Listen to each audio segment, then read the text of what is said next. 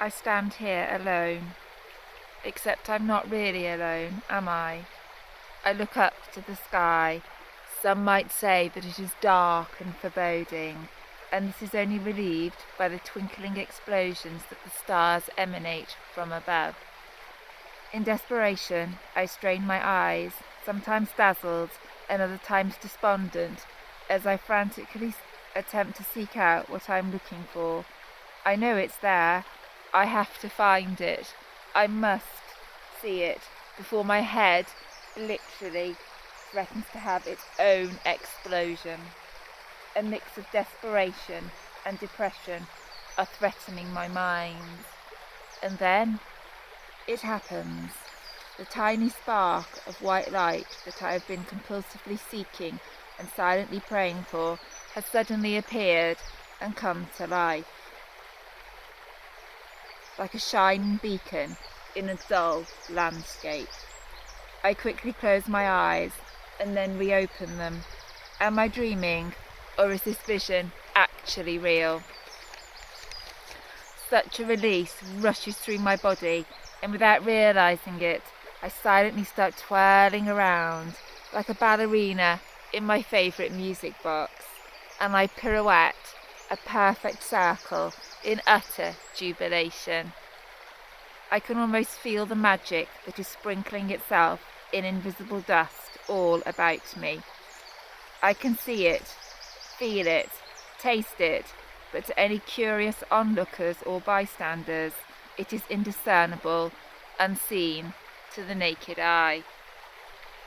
I stare at the figure of illumination in the sky, with its rays shining down on my shoulders, and I too feel illuminated and radiant under its gaze.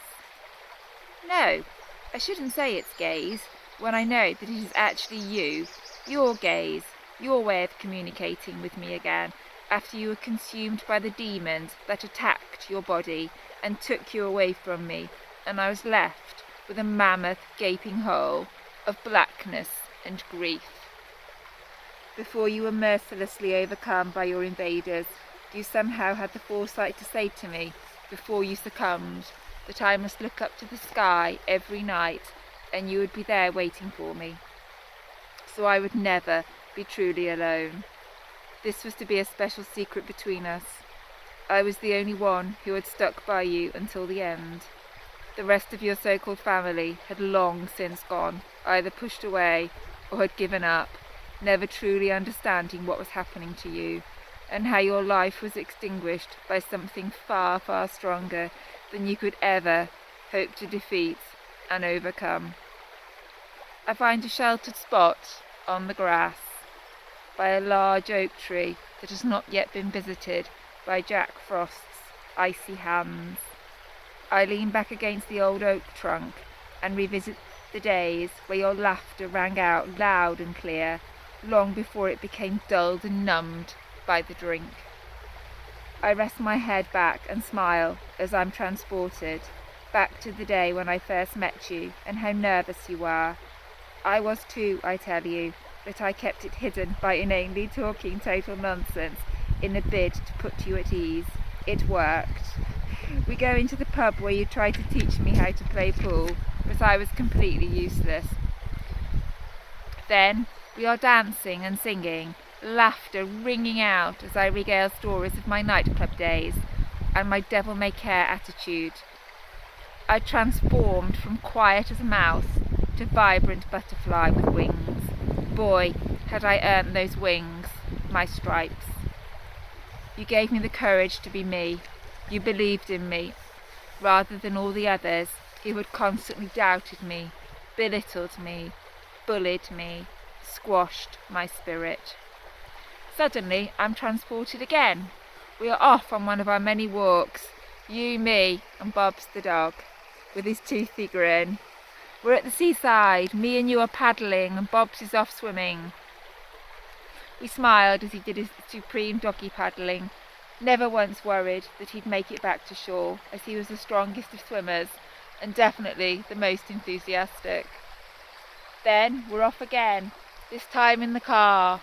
Bob's with his head out of the window, drool being splattered everywhere by the wind, But I didn't care. Us three musketeers were together. We all came alive and literally sparked off each other. No stress or outside pressures. Just the three of us having fun. And seemingly without a care in the world. I know now that this was all just a front, like putting on a mask that we were both very good at doing. But then, we didn't ever have to pretend that we were perfect, like certain people wanted us to be. No one can ever live up to such expectations. Something always has to give in the end. The pressure is just relentless, and the masquerade unsustainable. Suddenly, I sense a shift in the night air.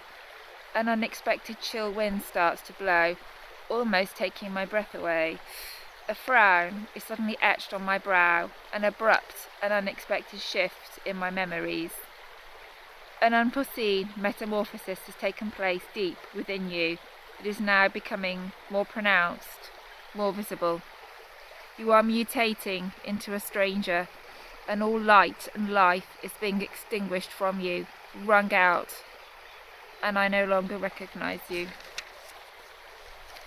Where once you are full of warmth and jollity, you are almost cold and vacant. The gleam and glisten in your eyes has been destroyed. Yes, we try to talk like the old days, recapture the magic that I now wished I'd bottled up so I could keep it forever, but there was something missing, gone forever. My cheeks feel damp as I realise I'm crying. I try to blink the tears away, but I can't. I'm remembering your last days, our last hug, which I now realise was you saying goodbye, but the real you had long since departed. I'm crying for a stranger that I didn't really know. When I open my eyes again, after my tears have silently stopped, the night sky is making its transition into day. The light explosion has now disappeared until tonight.